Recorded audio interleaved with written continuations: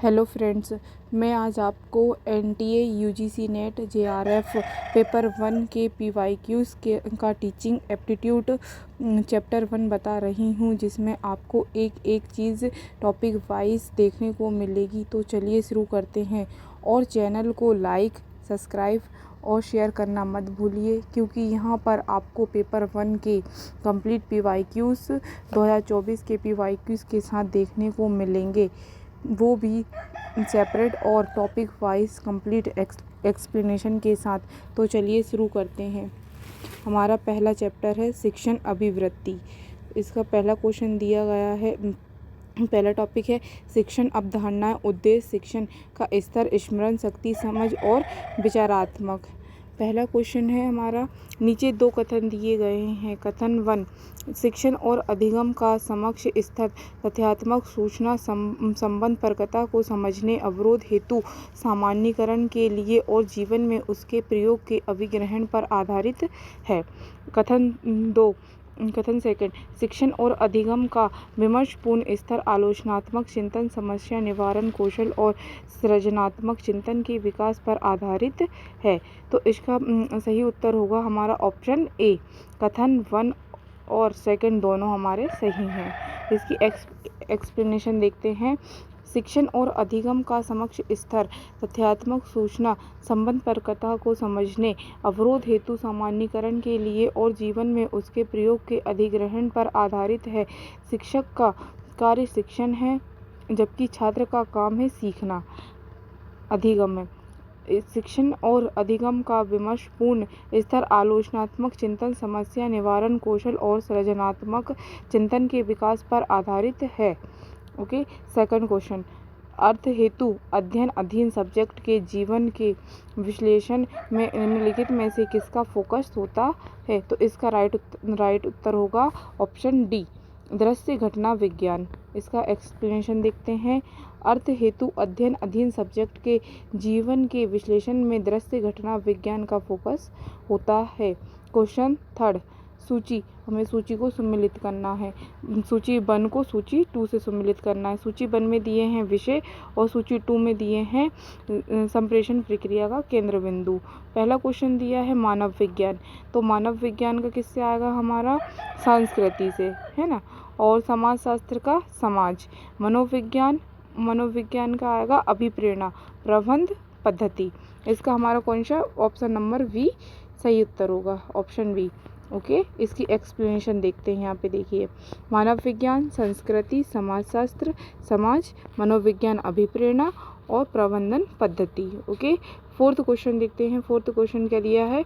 निम्नलिखित में से कौन से शिक्षण के विमर्श स्तर के विशेषताएं हैं? इसका आंसर होगा सी और डी दोनों। ओके। समस्या समाधान करने की योग्यता का विकास, विद्यार्थी की मौलिक सोच और सृजनात्मक योग्यताएं। इसमें आंसर आ जाएगा अपना डी, केवल सी और डी। इसकी एक्सप्लेनेशन दी गई है, यानी व्याख्या। शिक्षण के विमर्श स्तर चिंतन स्तर में शिक्षक के साथ साथ शिक्षार्थी की और उच्चतम स्तर की विचारशीलता है। इस स्तर में मूल रूप से उन समस्याओं को समझने के लिए वैज्ञानिक पद्धति का उपयोग शामिल है। इसमें संज्ञानात्मक क्षेत्र सिद्धांत शिक्षण और सीखने के चिंतनशील स्तर को समर्थन प्रदान करता है। सेकंड है समस्या समाधान करने की योग्यता का विकास करता है। थर्ड है इसके द्वारा विद्यार्थी की मौलिक सोच और रचनात्मक योग्यताओं का विकास होता है। ओके। और फिफ्थ क्वेश्चन देखते हैं। शिक्षक उद्देश्यों के वर्गीकरण पर आधारित सामग्री के अर्थ को समझने की योग्यता को किस रूप में जानते हैं? तो इसका आंसर आएगा हमारा ऑप्शन नंबर सी, समझ। इसकी व्याख्या देखते हैं। शैक्षिक उपदेशों के वर्गीकरण पर आधारित सामग्री के अर्थ को समझने की योग्यता को समझ रूप में जानते हैं। तो इसमें क्या है? ज्ञानात्मक पक्ष, भावनात्मक पक्ष, क्रियात्मक पक्ष। तो ज्ञानात्मक पक्ष में क्या दिया है? पहला मूल्यांकन, भावनात्मक पक्ष में दिया है चित्र निर्माण और क्रियात्मक पक्ष में दिया है आदत निर्माण। ओके। सेकंड दिया है संश्लेषण, व्यवस्थापन और स्वाभाविकरण। ओके। इसका व्याख्या देखते हैं। सुमिलित सूची इस प्रकार है। पलायन वह। 11वां क्वेश्चन देखते हैं। संज्ञानात्मक विकास के संदर्भ में नीचे दो कथन दिए गए हैं। कथन 1, समायोजन तब होता है जब हम अपनी दुनिया में घटनाओं का अर्थ निकालने के लिए अपनी विद्यमान रूपरेखाओं का प्रयोग करते हैं। कथन 2, आत्मसत्करण तब होता है जब हम नवीन स्थिति के प्रत्युत्तर में विद्यमान रूपरेखाओं को अनिवार्यतः बदलना होता है। उपरोक्त कथनों के आलोक में निम्नलिखित विकल्पों में से सही उत्तर चुनें। तो इसका सही उत्तर क्या होगा? ऑप्शन नंबर बी, कथन 1 और 2 दोनों कथन क्या हैं? गलत हैं। इसकी व्याख्या देखते हैं। एक्सप्लेनेशन, समायोजन तब होता है जब बड़े या विस्तृत रूप से आवासीय खंडों को आम जनमानस के लिए उपलब्ध कराया जाता है या स्थानीय अधिवास से संबंधित होता है। आत्मसात्करण तब होता है जब हमें नवीन स्थिति के प्रत्युत्तर में विद्यमान रूपरेखाओं को अनिवार्यतः पूर्ण रूप से अपने अंतर्गत समाहित कर लिया जाता है। अतः दोनों कथन गलत है। एक क्रम में रचनावादी अधिगम उपागम के 5 चरणों को व्यवस्थित कीजिए। पहला ए दिया है आपको अन्वेषण करना यानी एक्सप्लोरर। बी दिया है सभी स्तर प्रतिपादित करना। सी आकलन करना। डी दिया है स्पष्ट करना और ई दिया है काम में लगना या संलग्न करना। तो हमारा कौन सा राइट उत्तर होगा? तो इसमें होगा हमारा ऑप्शन डी। पहले क्या आएगा हमारा ई, उसके बाद ए, फिर डी, फिर बी, फिर सी। तो इसकी एक्सप्लेनेशन देखते हैं। व्याख्या, रचनावादी शिक्षण रचनावाद के सिद्धांत पर आधारित है जो मानता है कि अधिगम हमेशा उस ज्ञान पर बनाया जाता है जो एक छात्र पहले से जानता है। रचनावादियों का सुझाव है कि जब छात्र अधिगम की प्रक्रिया में सक्रिय रूप से संलग्न होता है तो सीखना अधिक प्रभावी होता है।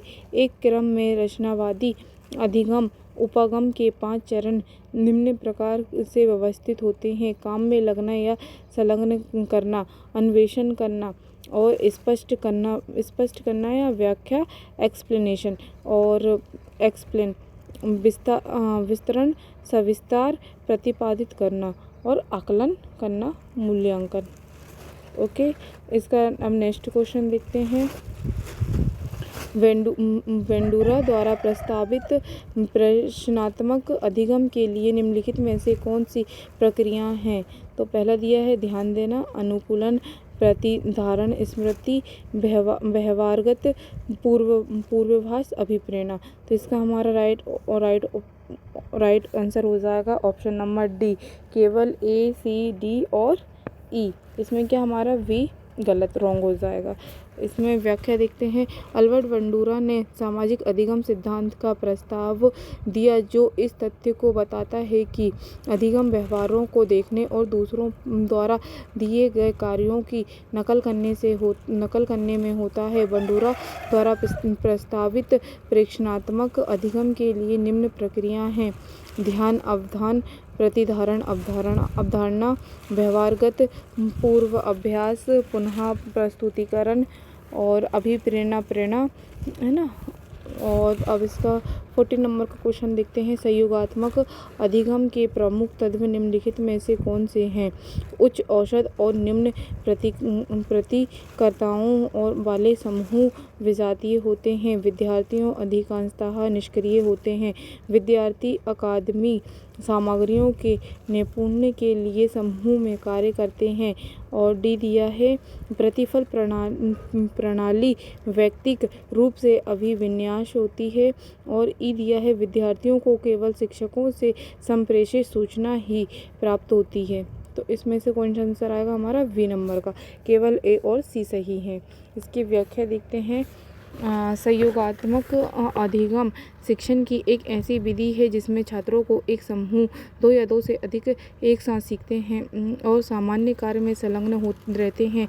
इस प्रकार के अधिगम में छात्र प्रायः अपनी सूचनाओं एवं अनुभवों का आपस में आदान प्रदान करते हैं तथा परस्पर सहयोग द्वारा वातावरण में विषय संबंधी ज्ञान एवं कौशलों को प्रतिस्पर्धा रहित अधिगम वातावरण में अर्जित करने का प्रयत्न करते हैं। सहयोगात्मक अधिगम के प्रमुख तत्व निम्नलिखित हैं। पहला दिया है आपको, उच्च औसत और निम्न प्रतिकर्ताओं वाले समूह विजातीय होते हैं। सेकंड दिया है, विद्यार्थी अधिकांशतः सक्रिय रहते हैं। थर्ड है, विद्यार्थी अकादमिक सामग्रियों के निपुण के लिए समूह में कार्य करते हैं। और फोर्थ दिया है, प्रतिफल प्रणाली सामूहिक रूप से अभिविन्यास होती है। फिफ्थ दिया है, विद्यार्थियों को शिक्षक के साथ अपने साथियों के अनुभव और ज्ञान की सूचना प्राप्त होती है। सिक्स्थ दिया है, छात्रों में सहयोग, समायोजन आदि गुणों का विकास होता है। अब 15 नंबर का क्वेश्चन देखते हैं। किसी की स्मृति की गुणवत्ता को किसके आधार पर जांचा जा सकता है? तो इसका ऑप्शन राइट आंसर होगा इसका ऑप्शन नंबर ए, प्रतिधारण क्षमता। इसकी एक्सप्लेनेशन देखते हैं। किसी की स्मृति की गुणवत्ता को उसके प्रतिधारण क्षमता के आधार पर जांचा जा सकता है। धारण क्षमता से तात्पर्य सीखी गई जानकारी को मस्तिष्क के चेतन जगत में स्थापित करना है, जो जितनी तीव्रता से सीखी गई जानकारी को धारण कर लेता है वह अत्यधिक गुणवत्ता पूर्ण स्मृति का उदाहरण है। क्वेश्चन नंबर 16 दिया है। नीचे 2 कथन दिए गए हैं। कथन फर्स्ट, उत्तम शिक्षण प्राकृतिक औपचारिक होता है। कथन सेकंड, शिक्षण और प्रशिक्षण के माध्यम कोई भेद नहीं होता है ना। इसका राइट आंसर होगा हमारा ऑप्शन नंबर बी। कथन फर्स्ट और सेकंड दोनों क्या है हमारे गलत हैं। इसकी व्याख्या देखते हैं। उत्तम शिक्षण प्राकृतिक और औपचारिक नहीं होती है। एक अच्छा शिक्षक वह होता है जो विभिन्न शिक्षार्थियों और सीखने की शैलियों की विविधता के लिए विभिन्न तरीकों से अवधारणाओं को समझने और प्रदर्शित करने में सक्षम है। शिक्षण और प्रशिक्षण के माध्यम स्पष्ट विभेद होता है अतः दोनों कथन असत्य हैं। 17 नंबर का क्वेश्चन देखते हैं। 17 नंबर का क्वेश्चन क्या कह रहा है?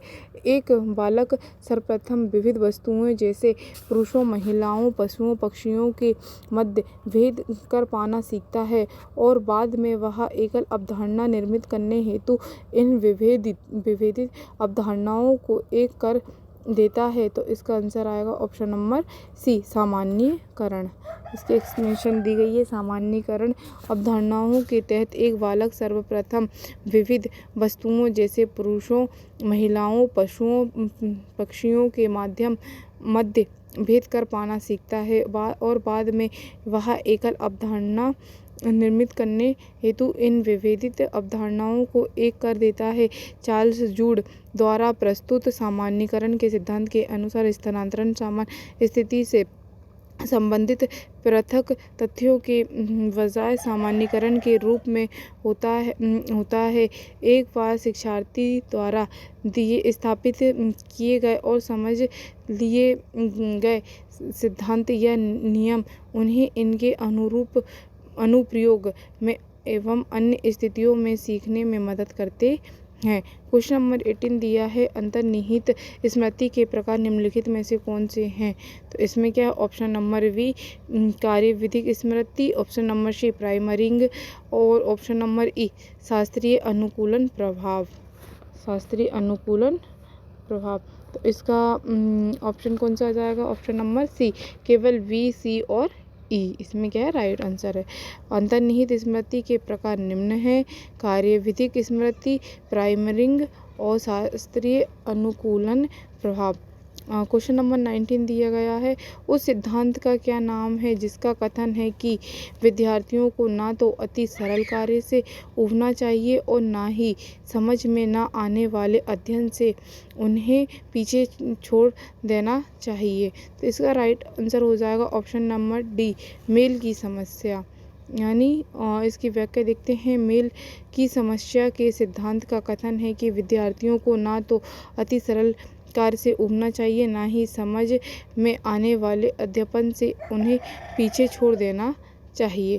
क्वेश्चन 20 दिया है, नीचे दो कथन दिए गए हैं। कथन फर्स्ट दिया है, शिक्षा और प्रशिक्षण संगठनों के आधार पर प्राथमिक उत्पाद के रूप में एक पाठ्यक्रम होता है। और सेकंड दिया है, आजीवन अधिगम की अवधारणाएं ऐसे प्रावधानों का विस्तार कर सकती हैं, खासकर सूचना प्रौद्योगिकियों के प्रयोग के माध्यम से। उपयुक्त कथन के आलोक में नीचे दिए गए विकल्प में से सबसे उपयुक्त उत्तर का चयन कीजिए। तो इसका ऑप्शन नंबर ए सही आंसर हो जाएगा। तो क्या दिया है ऑप्शन नंबर ए में, कथन फर्स्ट और सेकंड दोनों सही हैं। ओके, आंसर इसका आंसर देखते हैं। शिक्षा और प्रशिक्षण संगठनों के पास प्राथमिक उत्पाद रूप में एक पाठ्यक्रम होता है। आजीवन अधिगम की अवधारणाएं ऐसे प्रावधानों का विस्तार कर सकती हैं, खासकर नई सूचना प्रौद्योगिकियों के प्रयोग के माध्यम से। अतः दोनों कथन सत्य हैं। क्वेश्चन नंबर 21 दिया है, निम्नलिखित में से कौन से स्वमानक आकलन के घटक हैं। ए दिया है, ऑप्शन नंबर ए दिया है स्वयं और समकक्षी का आकलन।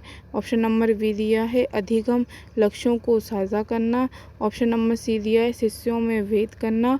ऑप्शन नंबर डी दिया है प्रभावी तरीके से प्रश्न पूछना। ऑप्शन नंबर ई दिया है प्रभावी प्रतिपुष्टि फीडबैक। तो इसका राइट आंसर हो जाएगा ऑप्शन नंबर ए। तो केवल ए, बी, डी और ई इसका सही आंसर होगा। इसकी व्याख्या देखते हैं। स्वमानक आकलन को एक विशिष्ट प्रकार के सर्वेक्षण या मूल्यांकन के रूप में परिभाषित किया गया है, जिसमें प्रतिभागी को अन्य सामाजिक रूप से वांछनीय विकल्पों में से एक विकल्प चुनने के लिए मजबूर किया जाता है। इपेसिटिव स्वमानक लैटिन शब्द IPSE से लिया गया है, जिसका अर्थ है स्वयं का, और इसे मजबूत स्वयं के पसंद पैमाने के रूप में भी जाना जाता है। स्वमानक आकलन के निम्न घटक हैं। स्वयं और समकक्षी का आकलन। अधिगम।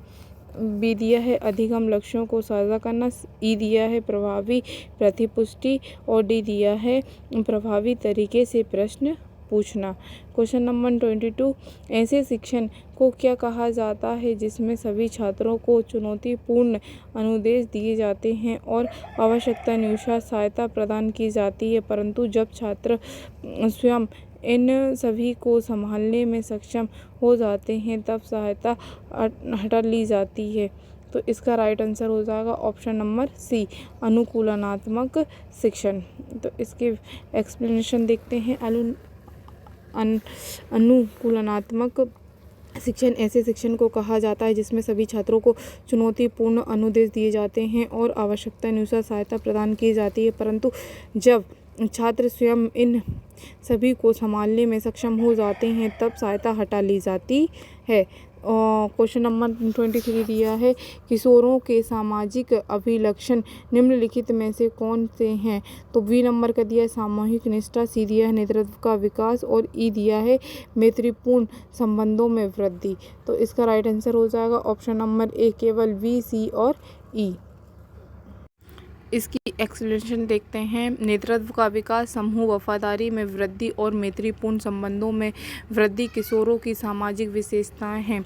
पहला दिया है सहकर्मी समूह प्रभाव में वृद्धि। सेकंड दिया है सामाजिक व्यवहार में परिवर्तन। थर्ड दिया है नए सामाजिक समूह। फोर्थ दिया है मित्रों के चयन में नए मूल्य। और फिफ्थ दिया है सामाजिक स्वीकृति में नए मूल्य। और सिक्स दिया है नेताओं के चयन में नए मूल्य। सेवन दिया है मीडिया का प्रभाव। और एट दिया है शरीर के प्रति सचेतता। ओके, आगे देखते हैं क्वेश्चन नंबर कौन सा 24, अधिगम में स्मृति के नियम निम्नलिखित में से कौन से हैं। तो ऑप्शन नंबर ए दिया है अध्याय व्यवसाय का नियम, और सी दिया है संशक्ति का नियम, और डी दिया है सचारे का नियम। तो इसका राइट आंसर हो जाएगा ऑप्शन नंबर ए, सी और डी। इसकी व्याख्या देखते हैं। सीखने में स्मृति के नियम हैं। दृष्टता अध्यावसाय का नियम उस प्रक्रिया पर काम करे जो आवश्यक समय के लिए आवश्यक है और मार्ग में आने वाली समस्याओं को हल करे। निरंतरता का नियम घटनाओं के एक साथ घटित होने के बाद स्थानिक लौकिक निकटता में केवल एक घटना की पुनरावृत्ति दूसरों की स्मृति को उजागर करती है। संगति सचारी का नियम समझाएं कि हम चीज़ों को कैसे सीखते हैं और याद रखते हैं, इसलिए विकल्प ए प्रश्न का सही उत्तर है। तो 25 नंबर का क्वेश्चन देखते हैं। शिक्षक विद्यार्थियों को निम्नलिखित में से किस में संलग्न रहने के लिए स्मृति विज्ञान रणनीतियों का प्रयोग करते हैं? तो इसका ऑप्शन नंबर बी आएगा। बी राइट आंसर होगा। सूचना को स्मरण और आत्मसात करना।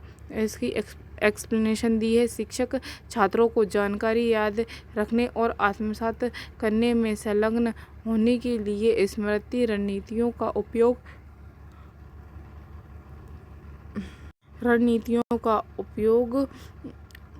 उपयोग करते हैं। निमोनिक रणनीतियाँ एक विशेष प्रकार के परिवर्तनकारी रणनीति है, क्योंकि वे सीखने के लिए विशिष्ट भाषा लागू करते हैं और कीवर्ड या अक्षरों के साथ सीखी जाने वाली जानकारी को जोड़ते हैं, अतः विकल्प भी सही है। 26 है। नीचे दो कथन दिए गए हैं। कथन फर्स्ट, स्थिति बोध या विचार है कि सोच व्यक्ति के मन में नहीं बल्कि सामाजिक और भौतिक संदर्भों में अव्यवस्थित होती है। कथन सेकंड, स्कीमा एक अवधारणा या रूपरेखा फ्रेमवर्क है जो सूचना को संगठित करने और उसका अर्थ निर्धारण करने के लिए व्यक्ति के मन में विद्यमान रहता है। तो उपरोक्त कथन के आलोक में नीचे दिए गए विकल्पों में से सही उत्तर का चयन कीजिए। तो इसका हमारा राइट आंसर होगा ऑप्शन नंबर ए। कथन ए और कथन फर्स्ट और सेकंड दोनों सत्य हैं।